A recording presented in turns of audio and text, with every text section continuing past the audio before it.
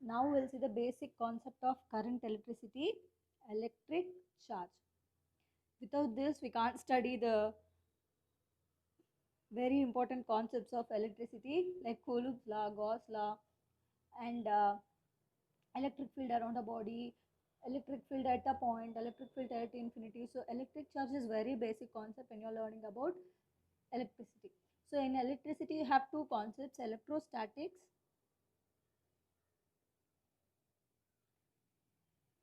electrodynamics. So electrostatics, statics na where the charges are at rest. Here you will be talking about the stationary charges and the forces and fields created by stationary charges. Electrodynamics, dynamics na you will be learning about the charges when they are in motion, whether it is a constant motion or a accelerated motion. So now we'll see what is charge. To get into that concept, you have to learn about what is the structure of an atom. Structure of an atom. So we know atoms, right? Every atom consists of a nucleus with all positive or protons and all neutrons. On the outer shell you have electrons revolving around the nucleus. I'm just writing it a bit. Let's write it fully. So I have electrons. Now protons are taken as positive, electrons are taken as negative. Neutrons is of no charge. If you want to say a body as neutral body na, then there are two meanings. Either the body is having no charge or the body is having equal number of protons or neutrons. If there are plus 3, I mean 3 protons and 3 neutrons na, plus 3 and minus 3 will cancel 0, right? So it becomes a neutral body.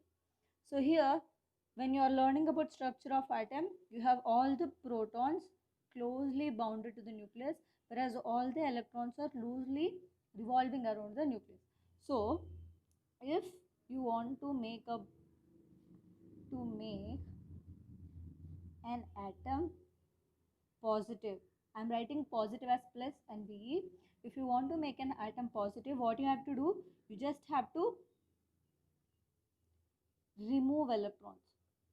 So remove electrons means if there are like P protons and E electrons. If you are removing electrons, now the value of P will be more dominating than E, right?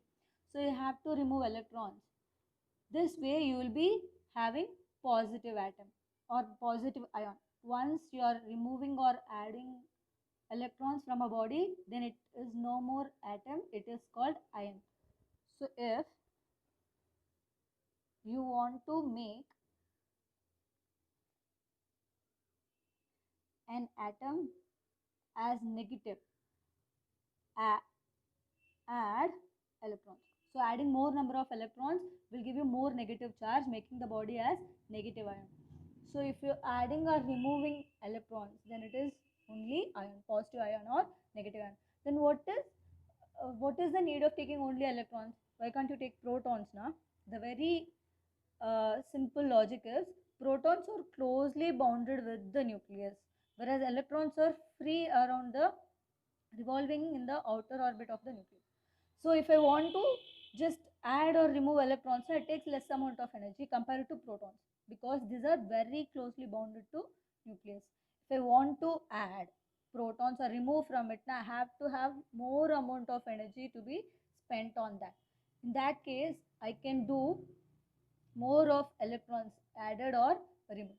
So this is very basic when you are making a atom positive or negative. So always remember when you are trying to add or remove some nucleons from a body. So I am not saying whether it is proton or electron.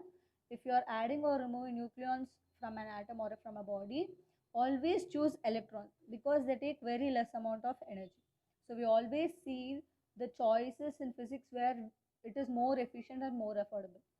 So adding less amount of energy or using less amount of energy is way better than wasting amount of energy on protons. So here electrons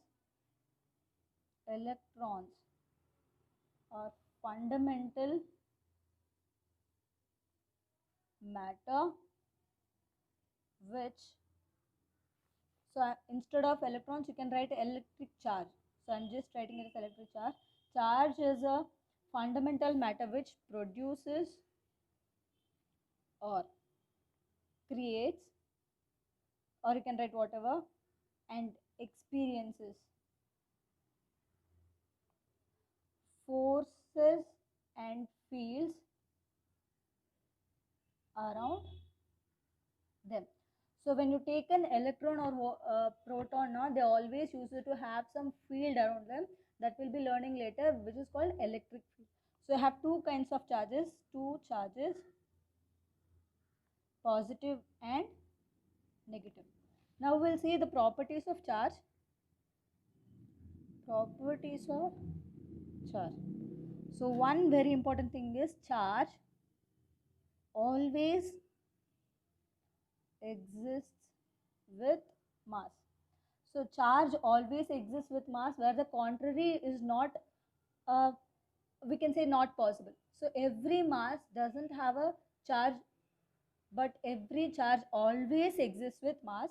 We know what is mass of proton as 1.6 into 10 per minus 27 kg. Mass of electron is 9.1 into 10 per minus 31 kg. And second is charge is transferable. So charge is transfer. When you touch a charged body with an uncharged body, then charge will flow from one place to another place, or you can say from charged body to uncharged body. So this is called electrification, where you are charging a body with an actually charged body, a source of charge. So this electrification, you have three types that we'll be learning later. Charge is always transferable. If charge is transferable, according to our first point, then mass is also transferable. Mass also transfers. Third one, charge is conserved. So what do you mean by conserved? It always remains the same. Let's take, I'm having charge plus 2 plus 3 plus 4. If I just give it a disturbance, if I just rub it more vigorously, then it will be rearranged as plus 1 plus 2 and x. So according to this point, charge is conserved. Now, even though how many disturbance I am giving to a body, the charge will remain the same. So which means 2 plus 3 plus 4 before the disturbance is equals to plus 1 plus 2 plus x. So 2 goes off, x is equals to 7 minus 1, 6. So the value of 6 is, x is 6, which means charge is conserved. The net charge on a body remains the same. Here we have learned charge is transferable, right? This will be transferable until both the bodies will remain equal amount of charge. Charge is conserved, remains the same. Let me explain this. We have a body of Q. We have another body which is uncharged, having a charge 0.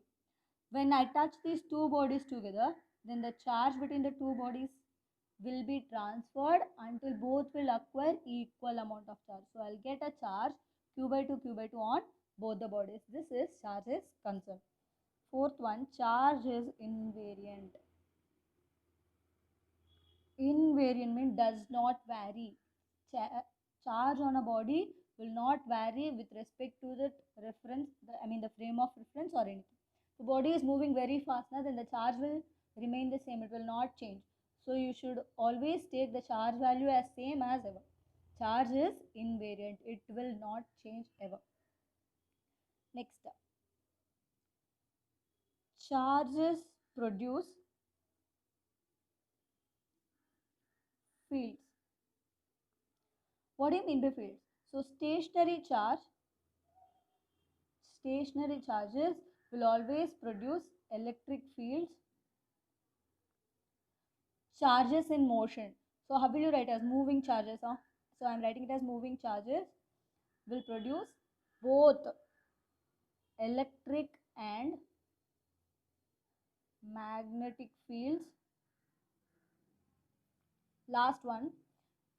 So this moving charge, when electric and magnetic fields, is divided into two types. If it is a constant motion, so only electric and magnetic fields. or produced, but no energy. No energy will be produced because of this. If it is an accelerated motion, what do you mean by acceleration? The speed or velocity of the electrons are keep on changing continuously. So in that case, electric and magnetic fields are produced, and it produces EM waves, electromagnetic waves or energy. So this is the basic principle for most of the appliances that we use in the technology right now. So it is like laser printers, Xerox machines. So all these come use the accelerated motion of charges. And the very most important point for property of charges is quantization of charge. Quantization of charge. So quantization of charge. Now remember, the charge of an electron is very small, 1.6 into 10 power minus 19 coulomb. Minus 19 coulomb, na very tiny amount of charge, right? So here, if I want to represent the charge of a body, I have to give it some number. So as we have already told, you have to add electrons to be added or to be removed. So you can't add like 2.5 electrons, 4.7 electrons. You have to give it a proper number, right? Proper integer. So the charge of an atom is equals to number, integer into electron, the charge of an electron. So Q is always represent, you can write either positive or negative, but in most of the cases, 90% of problem solving and in theory will always use Q, small q. Plus or minus Ne. Positive represents positive charge, negative sign represents negative charge. So N, number of electrons, E, the charge of electrons. So N is just an integer. So this process is called quantization. The charge of an atom is always represented in charge, is always represented as a integral multiple of electron charge. So these are the very basic properties of electric charge, and quantization is very important. So if someone comes and asks what is quantization of charge, a charge is a very tiny quantity. So in order to represent the charge of a body, you have to write it as an integral multiple. So it is Q is equals to N into E. N is number of electrons, E is charge of an electron. So these are the properties of charge. So this one is not considered as a property of charge, but we'll write it as such. So 7, charge is a scalar. So this is not a property. Charge is one kind of quantity which is a scalar. So which means charges can be added algebraically. If there are like 3 charges in a body, the 3 charges can be written as Q net is equals to Q1 plus Q2 plus Q3. So which means you are not writing it as in vector form, you just add normally, like algebraically, like 1 plus 2 plus 3, 4 plus 5 plus 7. So charge is a scalar quantity. This will not come under the categories of properties. So with this we have finished the properties of charge. Yeah.